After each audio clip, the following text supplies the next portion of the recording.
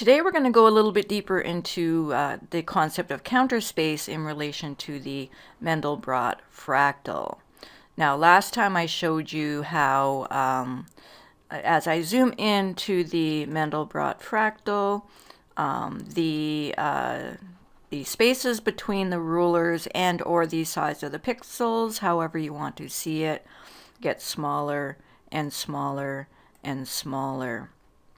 Okay, so that's just one aspect of counterspace. Counterspace is small scale, let's say, relative to large scale. And so as I zoom into the fractal pattern, I need, in order to zoom into the fractal pattern, I need to make the measuring stick smaller and smaller and smaller. And that's how you zoom into the fractal. But I could also zoom into the region of the complex plane where there aren't any fractals. And when I do that, you see that, of course, there is no interesting fractal information in this region of the complex plane. I am actually surfing the line between 30 iterations and 29 iterations and 30 iterations, as you can see up here. So here's 29 iterations and here's 30 iterations, and I am zooming the line, and you know, this is quite boring, but I can see the same effect as I zoom in. The pixel sizes and or the space between pixels gets smaller and smaller and smaller until I run out of digits. Okay, so now I'm almost at the limit, and you can see that I get some jaggies here because my algorithm can no longer calculate the Mandelbrot set because I've run out of digits of precision. You will also find that when I zoom into the black region, okay, and this is much more CPU intensive because I have to do more calculations to figure out the black region. You can see the same thing happens if you look at the numbers here. Of course, I'm zooming into the black region. There is no structure in that region. There are no fractal patterns in that region. But you can see as I zoom in, the pixel dimensions get smaller and smaller and smaller and smaller and smaller. So this shrinking of the ruler, is only one aspect of the concept of counterspace. In terms of the Mandelbrot fractal, of course, it really only makes sense to zoom in on the boundary between the black region, the non-escaping points, and the outer gradient region, the colorful region. Okay, so it only makes sense to zoom in to a region where there is structure. So this is where it gets really interesting, okay? It's not interesting out here. It's not interesting out here. It's not interesting in here necessarily. It is interesting in here, and I'll show you that in a minute. But really, when you zoom into the fractal, you want to be zooming into the regions where there is structure. And I suppose we could say the same thing about our universe. Okay, our universe is in between little Buddha-brots. Okay, in between these guys, there is you know, a lot of structure. Okay, but there are also regions of non-structure. So the regions of non-structure, you know, are not of interest, at least not to me. Okay, these regions here are not very interesting. So what is interesting, of course, are the regions of structure. And like I said, the same can be said with our universe. We're not really interested in space. Okay, we're not really interested in these spaces between things because there's really, you know, not much going on in this region of space. And so I associate this, you know, these gradient regions where there are no structure, no specific structure, as regions of space. And I refer to these black regions here as regions of counter space. And the reason I do that, and I will explain that in a minute, but the reason I do that is because of these singularities. So inside the black regions of the Mandelbrot set, this is technically the Mandelbrot set. All the black regions belong to the set called Mandelbrot in set theory. Okay, these are the points that that never escape. Okay, they never escape. Their escape velocity is, I'm going to say, 0. They just don't escape. And the reason they don't escape, the reason they don't escape is because these trajectories are collapsing. Okay, they're not expanding, they're converging. So a better word is converging. These singularities are converging. Okay, they're converging towards this central point right here. Okay, so this trajectory is, these points are spiraling into, let's say, this little region right here. So, but this is really interesting because it doesn't just spiral and stop here. It doesn't just spiral and stop here. It actually zooms in a similar manner to me zooming in by clicking on the fractal pattern. So let's have a look at this a little more closely. As I stated in previous videos, the points in the black region, the points in the Mandelbrot set, in the set called Mandelbrot, the singularities that get generated, each point on the complex plane generates a singularity. The points on the inside of the black region collapse towards singularity, which is why I call them singularities. They collapse to a point, say right here. I'm going to zoom in a bit so it's easier to see. Okay, so here is a trajectory. This is the point that generates that trajectory. And these are the number, this is the number of iterations it took to resolve this structure. And so the points on the inside never escape the 2.0 boundary. They never get outside of the 2.0 radius boundary. But the points on the outside do escape. So the points on the outside have an escape velocity. I call it escape velocity. It is really just the number of iterations plus a little bit extra because each point, each of these gradient regions, okay, this is like 1 iteration, 2 iterations, 3 iterations, 4 iterations, but even within this region, there is a substructure, I guess you could say. So as I said before, each point on the complex plane generates a different trajectory, which you can see over here. The points on the outside, their trajectories are kind of fuzzy. They are actually spiraling out and expanding outward, and they eventually reach these they escape this boundary here. And the points in here never escape this boundary here. Okay, they never escape that boundary there. So I refer to this boundary between this region here and this region here as an event horizon. It is a boundary condition.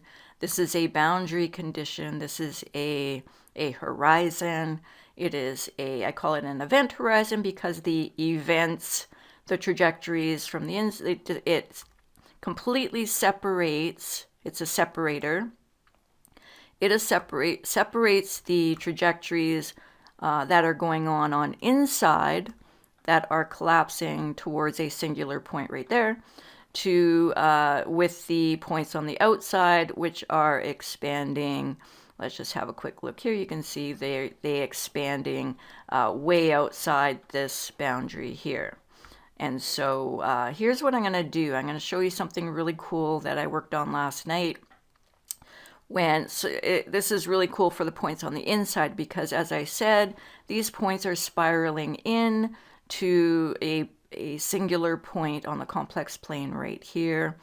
And I can visualize that. Okay, it doesn't just stop right there. It keeps going, only I am running out of pixels in order to display it. So what I did was I wrote a little program to show you how we can zoom into quote unquote counter space. Okay, if you look up here on the left here, you see I am running out of digits, just like I did when I was clicking on the Mandelbrot set and zooming in. This is doing it automatically. Okay, so let's do another one. These are really cool. So there's one right there. So if you look at the upper left here and you look at the digits, you can see that I am zooming into counter space. My pixels are getting smaller and smaller and smaller and smaller and smaller, and then I run out of digits. And then I stop. So this is actually another stopping criteria. Okay, I can actually detect whether a point is on the inside or if a point is on the outside if I run out of digits of precision. Okay, so here we go again. This trajectory here, I'm zooming into it.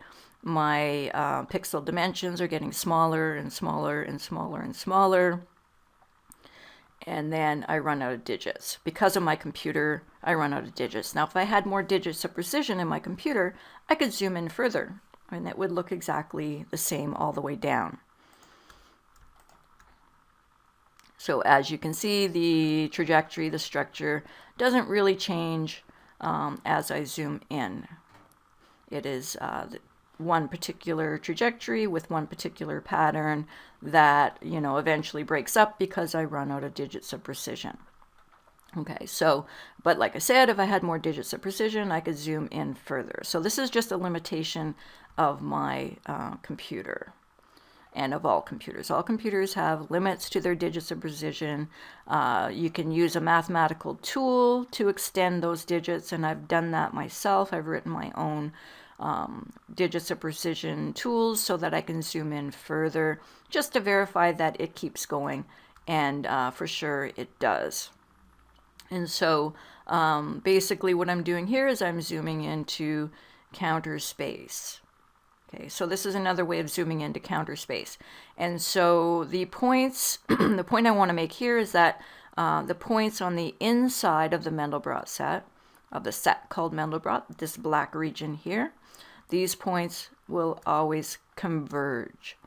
So I refer to this as the converging domain.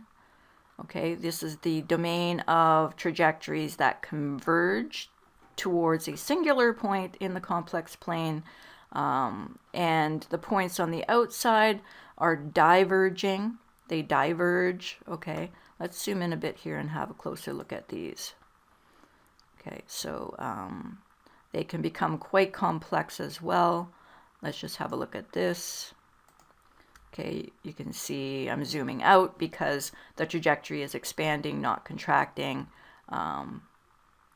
And they can also look quite interesting.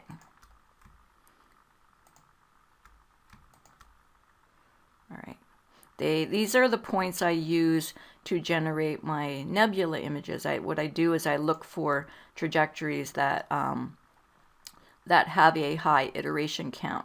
And so I can look at my iterations here, and I can find trajectories that that have very high iteration counts. Okay, and then we can have a look at it. I'm zooming out too much, but I just want you to be able to see the pattern. Okay, each point generates a different pattern, and that is what they look like. All right, so the points on the outside are texturally very different than the points on the inside. And so basically what the complex plane, the complex numbers, when iterated through the function z equals z squared plus c, plus seed, what it does is it creates this incommensurability. So this is what I mean when I say the Mandelbrot set is the embodiment of incommensurability. I refer to this black region, instead of referring to it as counter space, I refer to it as counter space because The points on the inside are zoom into counter space. They spiral into counter space. This is what it's doing right now. It is, as I'm iterating, I'm zooming in, and the more I iterate, the smaller the trajectory gets until I run out of digits. So this is, for all intents and purposes, this is counter space. Okay, this is counter space. But I am not going to refer to it as counter space, because the term counter space is kind of confusing. I think it's using the word counter space, using the word space in the word to describe this phenomenon is confusing people. So I'm going to refer to this as inner world and outer world. I gave a talk on the principle of incommensurability a couple of years ago in Montreal, and that is what I did. I refer to this as inner world, and I refer to this as outer world.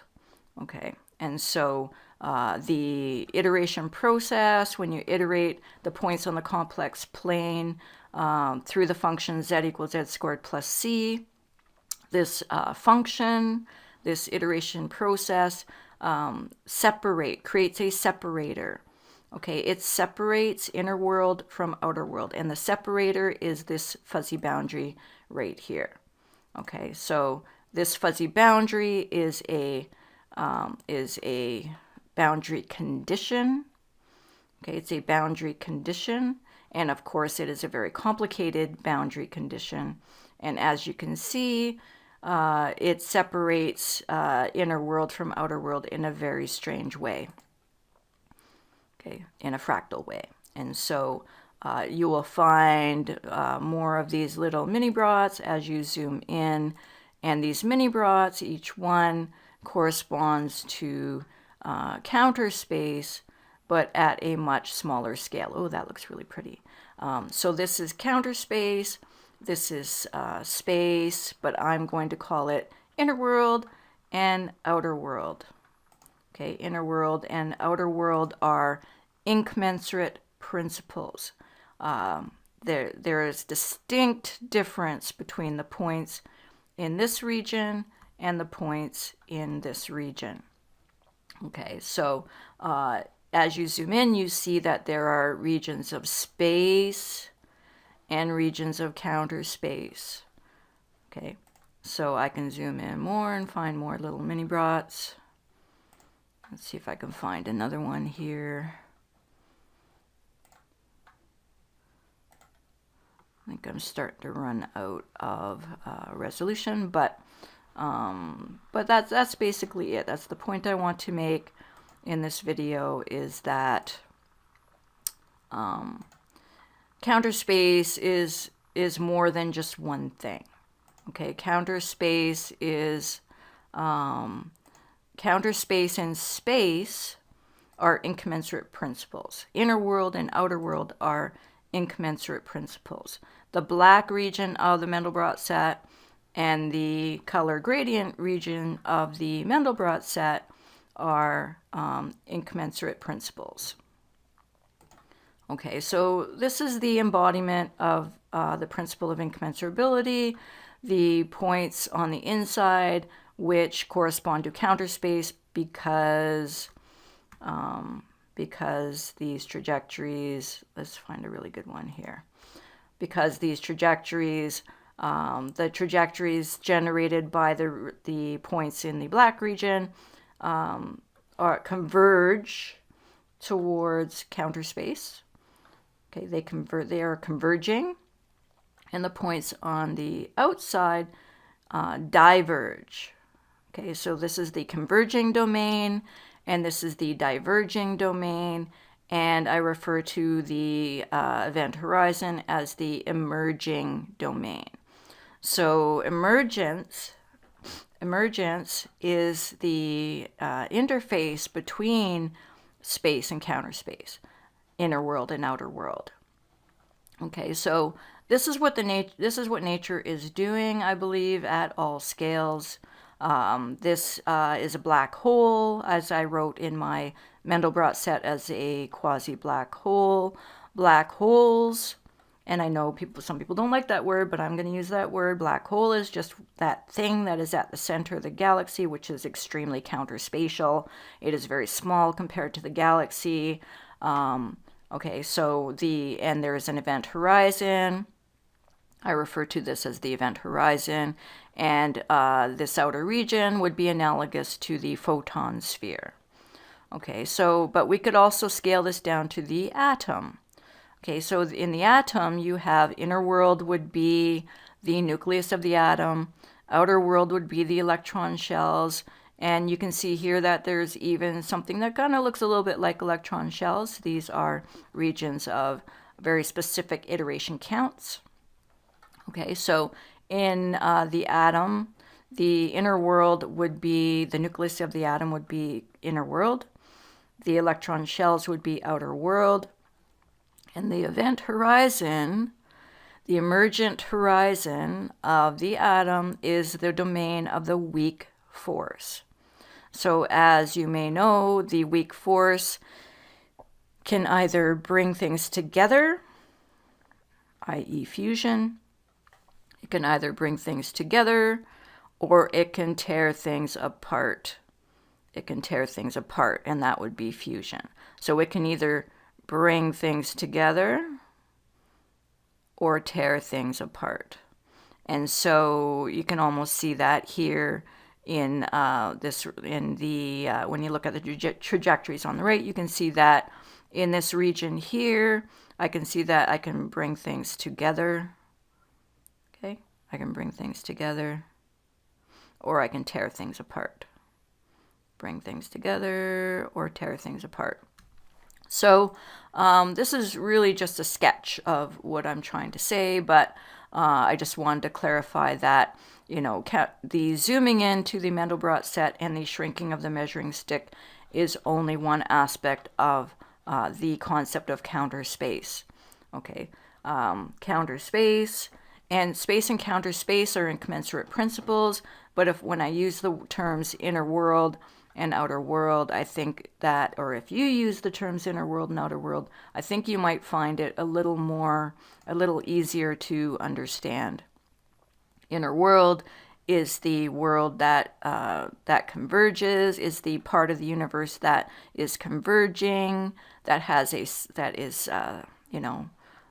going to say central, but not quite central. In this case, it's not quite central, but it is bound. Okay, all the points in here are bound by this boundary. Okay, and all the points here are unbound.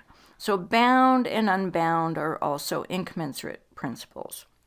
And so, you know, you can see a lot of incommensurability in the Mandelbrot set, or at least I have been able to deduce a bunch of incommensurate principles just from looking at the Mandelbrot set.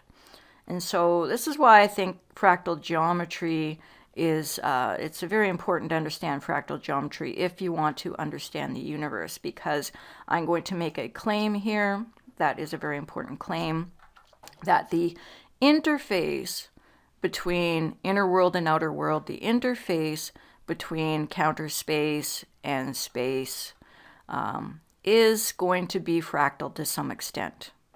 Okay, it's going to be fractal to some extent.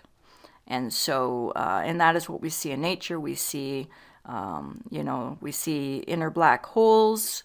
We see like the black hole, the interface between the black hole and space, say out here, is the galaxy. And that's why galaxies have fractal patterns. Okay, so the black hole is not one thing and space is not another thing. Space and counter space coexist.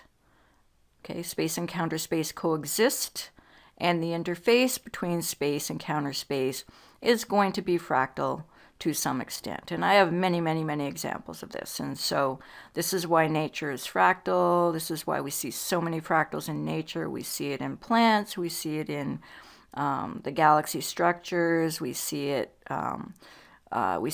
in so many different places. And so, like I said, I have many, many, many examples of this phenomenon, which, I will bring up over time.